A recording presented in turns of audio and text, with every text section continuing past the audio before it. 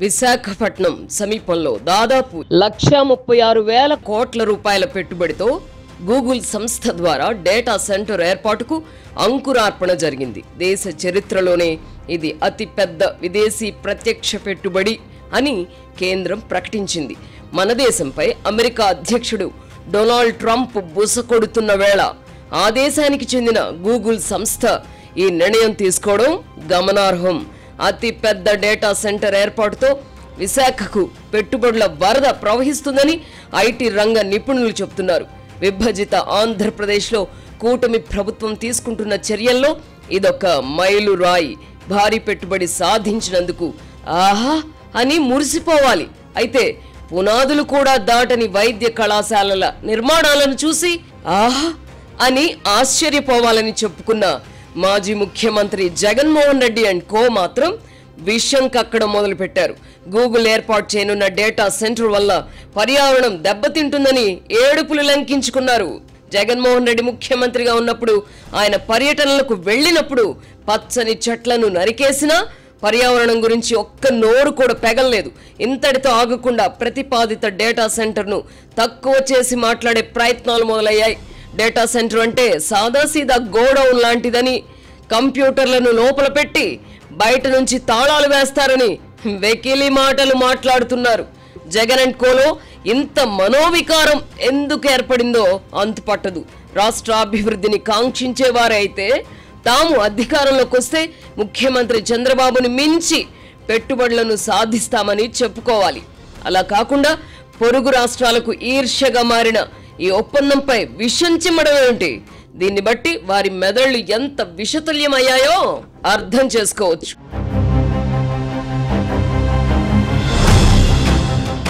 Google సంస్థ data సెంటర్ల ఏర్పాటుకు అమెరికాలోనూ భారత్లోనూ భారీగా పెట్టుబడులు పెడుతోందని ప్రముఖ అంతర్జాతీయ పత్రిక వాల్ స్ట్రీట్ జర్నల్ ఈ నెల 11న ఒక ప్రత్యేక కథనాన్ని ప్రచురించింది.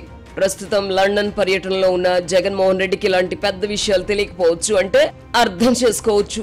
ఆయన మద్దతుదారుల్లో అంతో ఇంతో చదువుకున్న వాళ్ళు ఉన్నారు. వారికి కూడా తెలియకపోతే ఎలా? రాష్ట్రానికి పెట్టుబడులు వస్తే చంద్రబాబుకు గాని, ఐటీ మంత్రి లోకేష్కి గాని వ్యక్తిగతంగా లాభం ఏమీ ఉండదు. పెట్టుబడుల ఫలితాలను ప్రజలు అనుభవిస్తారు. హైదరాబాద్ మహానగరమే ఇందుకు నిదర్శనం. ఆహా అని మెచ్చుకోవాల్సిన సందర్భాల్లో కూడా విమర్శలు చేయడం విడ్డూరంగా ఉంది. గూగుల్తో ఒప్పందానికి సంబంధించిన వార్తను జగన్ మీడియా అస్సలు పట్టించుకోలేదు. అంటే సదరు రోత మీడియాకు రాష్ట్ర ప్రయోజనాలు అంత ముఖ్యం కాదు. జగన్మోహన్ రెడ్డి ప్రయోజనాల కోసమే ఆ మీడియా పనిచేస్తోందన్నమాట. ప్రస్తుత పరిస్థితుల్లో ఆంధ్రప్రదేశ్ అభివృద్ధిలో ఈ డేటా సెంటర్ గేమ్ చేంజర్ అనే చెప్పవచ్చు. అల్ప బుద్ధిలో ఉన్న వారికి ఇది అర్థం కాదు. చేపలు, రొయ్యల దుకాణాలు ఏర్పాటు చేయించడమే అభివృద్ధి అని గొప్పలు చెప్పుకున్న వారికి ఇలాంటి పెద్ద విషయాలు అర్థం కావు. చేపలు, రొయ్యలను తాజాగా కొని తెచ్చుకొని తినవచ్చునని పులివెందుల ప్రజలు ఊహించారా అని సెలవిచ్చిన జగన్మోహన్ రెడ్డి నుంచి ఇంతకంటే ఎక్కువ ఆశించలేము. ప్రభుత్వం సరఫరా చేసే విషతుల్యమైన మద్యం తాగుతూ చేపలు, రొయ్యలు వండుకొని నంజుకు తింటూ కునారెల్లుతూ ఉండాలన్నది జగన్ అండ్ కో కోరిక.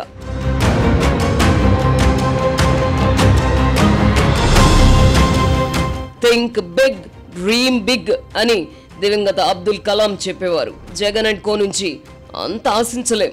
వినూత్న ఆవిష్కరణలు, భారీ పెట్టుబడుల గురించి ఆలోచించకపోయినా పర్వాలేదు. రాష్ట్రాభివృద్ధికి జరుగుతున్న ప్రయత్నాలపై మారీచులు, సుబాహుల వలె నిప్పులు పోయడమేమిటి?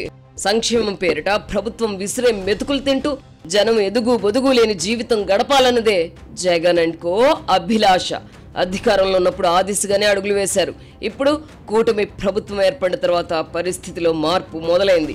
రాష్ట్రంలో పెట్టుబడులు పెట్టడానికి ఆసక్తి మొదలైంది. గూగుల్ నిర్ణయం తర్వాత మరెందరో ఏపీకి రావచ్చు. ఇదే ఒరవడి కొనసాగితే ప్రజల్లో కూటమికి ఆదరణ పెరుగుతుంది. అదే జరిగితే తమకు రాజకీయంగా నష్టమని భావిస్తున్న జగన్ అండ్ కో కుత్సితపు ఆలోచనలకు తెరతీశారు. కుట్రల అమలు మొదలు పెట్టారు. ఏదో ఒకటి చేసి పెట్టుబడులకు అనువైన వాతావరణం ఉండకుండా చేయాలన్న ప్రయత్నాలు మొదలయ్యాయి. త్వమేవాహం అంటే త్వమేవాహం అనుకునేలా కాకుండా జగన్మోహన్ రెడ్డికి భిన్నంగా చంద్రబాబు పనిచేయడం ఏమిటి, ఆయన ప్రయత్నాలు ఫలించడం ఏమిటి, కేంద్రం నుంచి సహకారం అందడం ఏమిటి అని రగిలిపోతున్నారు.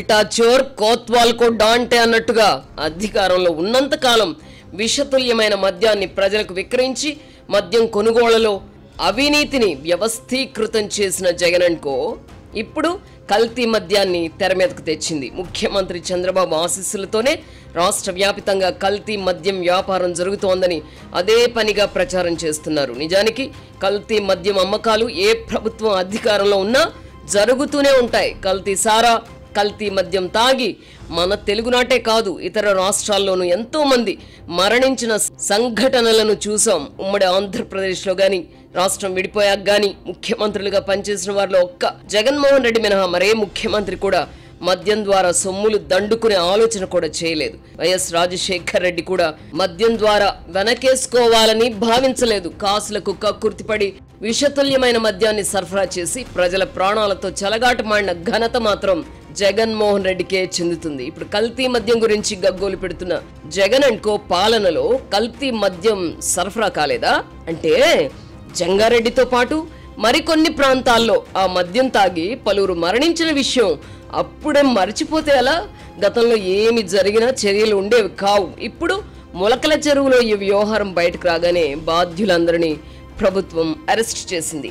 తీగ లాగితే డొంకంతా కదిలినట్టు కూటమి ప్రభుత్వాన్ని అప్రతిష్ట పాలు చేయడానికే వైసీపీకి చెందిన మాజీ మంత్రి జోగి రమేష్ ప్రోద్బలంతోనే కల్తీ మద్యం తయారు చేశానని ప్రధాన నిందితుడు జనార్దన్ రావు చెప్పారు. ఇందులో నిజాలు త్వరలోనే బయటకు వస్తాయి. పాపం పండే ప్రమాదం ఉందని తెలియడంతో జగన్మోహన్ రెడ్డి రోత మీడియా యథావిధిగా అభూత కల్పనలతో కథనాలను వండి వారుస్తోంది.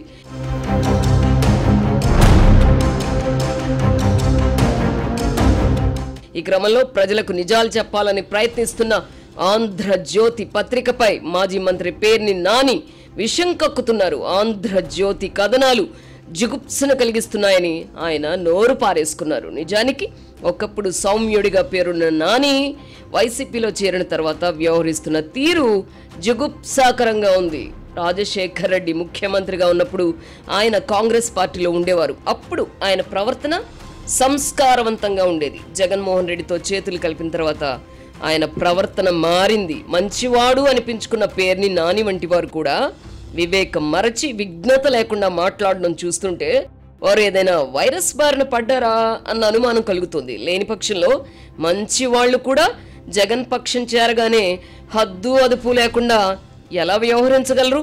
కల్తీ మద్యం తయారీ అనేది అసాధారణ సంఘటన ఏమి కాదు. అయితే జగన్ అండ్ కో దీనికి ఎందుకంత ప్రాధాన్యత ఇస్తున్నారంటే కారణం లేకపోలేదు.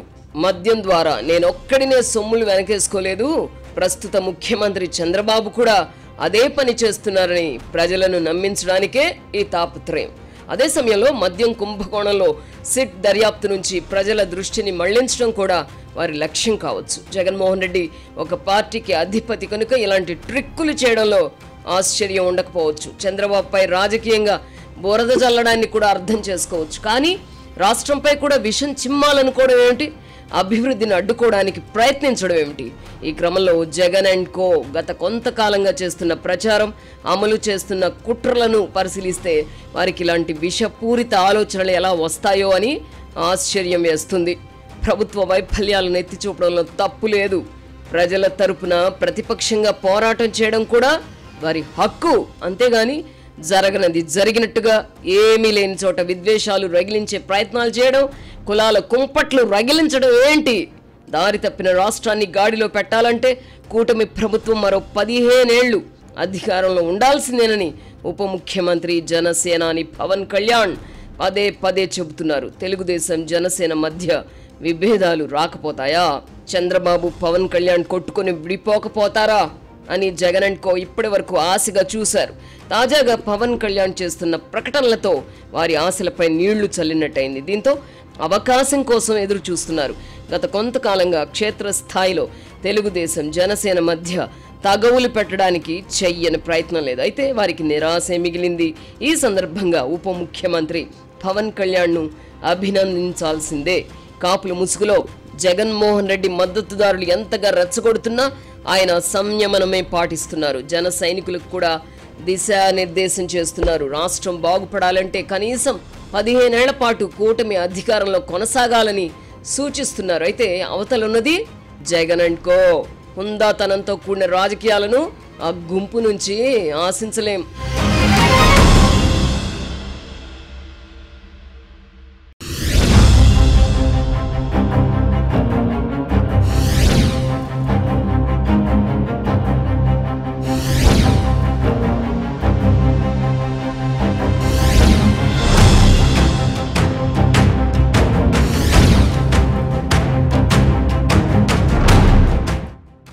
కులాల మధ్య కుంపట్లు రాజేసేందుకు వైసీపీ కాచుకుని ఉన్న నేపథ్యంలోనే నెల్లూరు జిల్లా కందుకూరులో ఒక సంఘటన జరిగింది. ఇద్దరు వ్యక్తుల మధ్య చోటు చేసుకున్న వైషమ్యాల వల్ల ఒకరి హత్య జరిగింది. హత్యకు గురైన వ్యక్తి కాపు సామాజిక వర్గానికి చెందినవాడు. హత్య చేసిన వ్యక్తి కమ్మ సామాజిక వర్గానికి చెందినవాడు. ఇంకేముంది, వైసీపీకి చెందిన రాబందులు వాలిపోయాయి. కమ్మ కాపు అంశాన్ని తెర మీదకు తెచ్చి వైషమ్యాల సృష్టికి చెయ్యని ప్రయత్నం లేదు. నిజానికి హతుడు హంతకుడు కొంతకాలం క్రితం వరకు సన్నిహితంగానే ఉండేవారు. కారణాలేమైనా వారి మధ్య వైరం ఏర్పడింది. దీంతో కమ్మ సామాజిక వర్గానికి చెందిన వ్యక్తి మదంతో విచక్షణ మరచి హతుడిని కారుతో తొక్కించి చంపాడు. జరిగినది హత్య అని తెలియగానే పోలీసులు ఈ దురాగతానికి పాల్పడిన వ్యక్తితో పాటు అతడి తండ్రిని కూడా హత్యా నేరం కింద అరెస్ట్ చేశారు. ఇక్కడ కులాల గొడవ తలెత్తకూడదు. అయితే అలా వదిలేస్తే వారు జగన్ అండ్ కో ఎందుకు అవుతారు? వైసీపీకి మద్దతుగా ఉంటున్న కాపు సామాజిక వర్గానికి చెందిన కొంతమంది అక్కడ వాలిపోయారు. కాపులను రచ్చగొట్టే విధంగా వీడియోలు వదిలేరు. ఫేక్ ఐడియాలతో సోషల్ మీడియాలో పోస్టులు పెడుతూ వేరంగం వేస్తున్నారు. అధికారంలో ఉన్నది కమ్మ సామాజిక వర్గమని, అందుకే కాపులకు రక్షణ లేకుండా పోయిందని, సొంత సామాజిక వర్గాన్ని రక్షించుకోవడంలో ఉప ముఖ్యమంత్రి పవన్ కళ్యాణ్ విఫలమయ్యారని, కమ్మవాళ్ల చేతిలో కాపులు మరోసారి మోసపోయారంటూ కాపులను రెచ్చగొట్టడానికి ప్రయత్నిస్తున్నారు. ఒక ముస్లిం మహిళకు వంగవీటి శిరీష అనే పేరు తగిలించి పోస్టులు పెట్టించారు. చౌదరి గారు ఆశపడితే నాయుడు తన భార్యను పంపకపోతే పరిణామం ఇలాగే ఉంటుందని తీవ్రమైన వ్యాఖ్యలతో సదరు ఫేక్ ఐడి ద్వారా పోస్టులను సోషల్ మీడియాలో తిప్పారు. రాజకీయాల్లో ఇంత నీచత్వం ఏమిటి? ఫేక్ ఐడీలతో ప్రజల మెదళ్లలో విషం నింపే ప్రయత్నాలు చేయడాన్ని మించిన దురాగతం ఉంటుందా? ఆంధ్రప్రదేశ్లోనే కాదు, మరెక్కడైనా వ్యక్తుల మధ్య వివాదాలు ఏర్పడడం, ఘర్షణలు జరిగి హత్యలకు దారితీయడం కొత్త కాదు. అన్నదమ్ములే కొట్టుకు చస్తున్నారు. ఏ సంఘటనలోనైనా ఒకరు బాధితుడైతే మరొకరు నేరస్తుడవుతారు. కందుకూరులో కూడా ఇదే జరిగింది. అతడు కాపు, హంతకుడు కమ్మ కావడం యాదృచ్ఛికం. ఈ దురాగతానికి పాల్పడిన వాడిని కాపాడడానికి ప్రభుత్వం గాని, ముఖ్యమంత్రి చంద్రబాబు గాని ప్రయత్నించలేదు కదా. హంతకుడు జైల్లోనే ఉన్నాడు.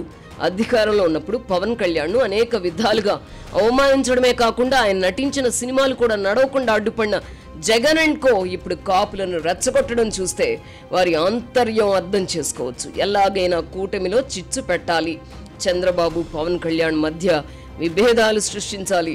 ఇందుకోసం గోతికాడ నక్కల్లా ఎదురు చూస్తున్నారు. కూటమి ఐక్యంగా ఉంటే మళ్ళీ అధికారంలోకి రావాలన్న తమ కోరిక కలలానే మిగిలిపోతుందన్నది వారి బాధ. ఆంధ్రప్రదేశ్లో ఒకప్పుడు కమ్మ కాపులు సఖ్యంగానే ఉండేవారు. వంగవీటి రంగ హత్యానంతరం వైఎస్ రాజశేఖర రెడ్డి రంగ ప్రవేశంతో ఈ రెండు సామాజిక వర్గాల మధ్య ఓడ్చలేని అగాధాన్ని సృష్టించారు. కందుకూరులో జరిగిన సంఘటన ఇద్దరు వ్యక్తులకు సంబంధించిందే. ఇందులో ఆ రెండు కులాలకు చెందిన ఇతరుల ప్రమేయం ఏముంది? కూటమి అధికారంలోకి వచ్చిన తర్వాత కాపులే కాదు, కమ్మవారు కూడా హత్యలకు గురయ్యారు. ఈ హత్యలకు స్థానిక పరిస్థితులే కారణం, కానీ కులాలు కావు కదా. మెదళ్ల నిండా విషయం నింపుకొని రాజకీయం చేయాలనుకుంటున్న జగన్ అండ్ కోను అర్థం చేసుకోవడం మానవ మాతృలకు సాధ్యం కాదు. ఈ నేపథ్యంలోనే సంప్రదాయ రాజకీయాలకు మాత్రమే అలవాటు పడిన ముఖ్యమంత్రి చంద్రబాబు నాయుడు అధికారంలో ఉండి కూడా జగన్ను ఎదుర్కోవడానికి ఆపసోపాలు పడుతున్నారు. విచిత్రం ఏమిటంటే జగన్మోహన్ రెడ్డి విషపూరిత ఆలోచనలు, కుట్రలను అమలు చేయడానికి ఆయనకు మనుషుల కొరత లేదు. అదేమిటో గాని జగన్ను సమర్థించేవారు గాని, కుట్రల అమల్లో పాలు పంచుకుంటున్న వారు గాని విచక్షణ కోల్పోతున్నారు. అంతుపట్టని ఉన్మాదం వారిని ఆవహిస్తోంది. లేని పక్షంలో జగన్ కోసం అడ్డమైన పనులు చేసి ఇబ్బందుల పాలు కావడానికి ఎందుకు సిద్ధపడతారు? చేసిన పాపాలకు జైలుకు వెళ్ళొచ్చిన వారిలో కూడా పశ్చాత్తాపం కనిపించకపోవడమే ఎందుకు నిదర్శనం. నేరం చేస్తే దొరికిపోతామన్న భయం వారిలో కనిపించడం లేదు. దొరికిపోయినా పర్వాలేదు, జగన్మోహన్ రెడ్డి కోసం జైలుకు వెళ్ళడానికి, చివరకు చనిపోవడానికి కూడా సిద్ధపడ్డాన్ని ఎలా అర్థం చేసుకోవాలి? ఎలాగోలా జగన్ అధికారంలోకి వస్తే రాష్ట్రాన్ని కేక్లా కోసుకు తినవచ్చునన్న ఆశల్లో వ్యవహరిస్తున్నారు. కందుకూరు సంఘటనపై ఫేక్ ఐడితో పోస్టులు పెట్టిన మహిళ కేవలం డబ్బుల కోసమే ఆ పని చేశారని భావించలేం. ఆమెను అంతకు మించిన ఉన్మాదం ఏదో ఆవహించుంటుంది. ఆంధ్రప్రదేశ్ రాష్ట్రానికి బెడద పోవాలంటే పులివెందులను ప్రత్యేక రాష్ట్రంగా ప్రకటించి దానికి జగన్మోహన్ రెడ్డిని శాశ్వత ముఖ్యమంత్రిగా చేస్తే సరిపోతుందేమో. లేని పక్షంలో జగన్మోహన్ రెడ్డి వ్యాపింపజేస్తున్న వైరస్ ఇతర జిల్లాల ప్రజలకు సోకి మొత్తం రాష్ట్రాన్ని సర్వనాశనం చేస్తుంది. ఎవరు అంగీకరించినా అంగీకరించకపోయినా కూటమి అధికారంలోకి వచ్చిన తర్వాత రాష్ట్రంలో అభివృద్ధి ఆనవాళ్లు కనిపిస్తున్నాయి. విచిత్రం ఏమిటంటే హైదరాబాద్లో ఉంటూ జగన్కు మద్దతు పలికే వారికి మాత్రం ఆంధ్రప్రదేశ్ పురోగమించడం నచ్చడం లేదు. తెలంగాణలో కొత్త ప్రాజెక్టులు వచ్చినా అభివృద్ధి జరిగిన ఆంధ్రప్రదేశ్లో నివసిస్తున్న వారు ఎవరూ విమర్శించలేదు. జగన్మోహన్ రెడ్డికి జలుబు చేస్తే తెలంగాణలో ఆయన మద్దతుదారులు ముక్కు చీదుకుంటూ ఉపశమనం కలిగించాలనుకుంటున్నారు. కూటమి ప్రభుత్వంపై లేని వ్యతిరేకతను సృష్టించే ప్రయత్నం చేస్తున్నారు. ఈ క్రమంలోనే ఆంధ్రప్రదేశ్లో పత్రికా స్వేచ్ఛ హరించబడుతోందని హైదరాబాద్లో కూర్చొని విమర్శలు చేస్తున్నారు. వాళ్ళంతా జగన్మోహన్ రెడ్డి హయాంలో పత్రికా స్వేచ్ఛపై దాడి జరిగినప్పుడు కళ్ళు మూసుకుని ఆనందించారు. ఇవాళ తన దాకా వచ్చేసరికి జగన్మోహన్ రెడ్డికి కూడా పత్రికా స్వేచ్ఛ గుర్తుకొచ్చింది. అధికారంలో ఉన్నంతకాలం ABNతో పాటు TV5 ప్రసారాలను నిలిపివేయించలేదా? శాసనసభ కార్యక్రమాలను కూడా కవర్ చేయకుండా ABNను నిర్బంధించలేదా?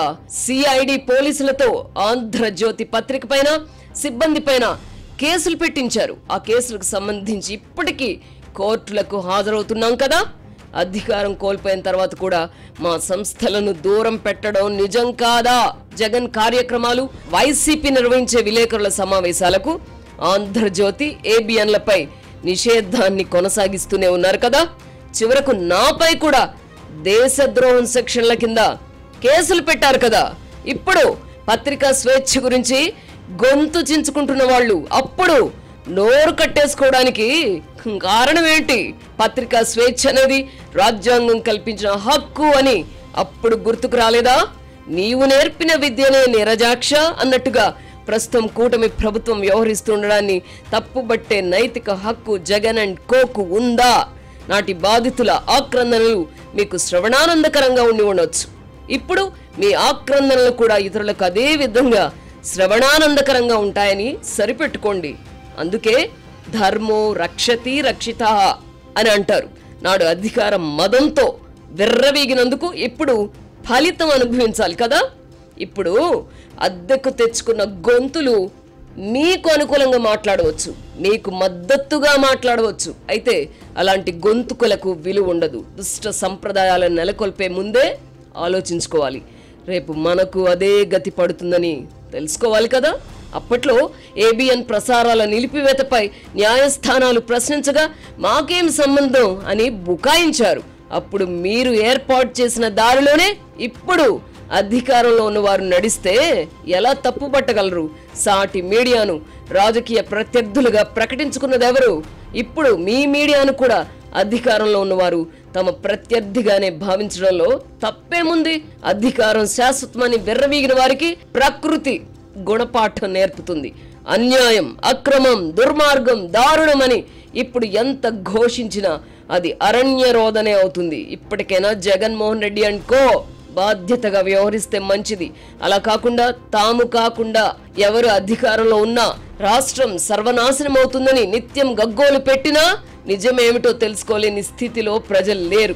అధికారంలో ఉన్నప్పుడు గిట్టని మీడియాను అణచివేయడానికి ఎంత ప్రయత్నించినా మీ ఓటమిని తప్పించుకోలేకపోయారు కదా.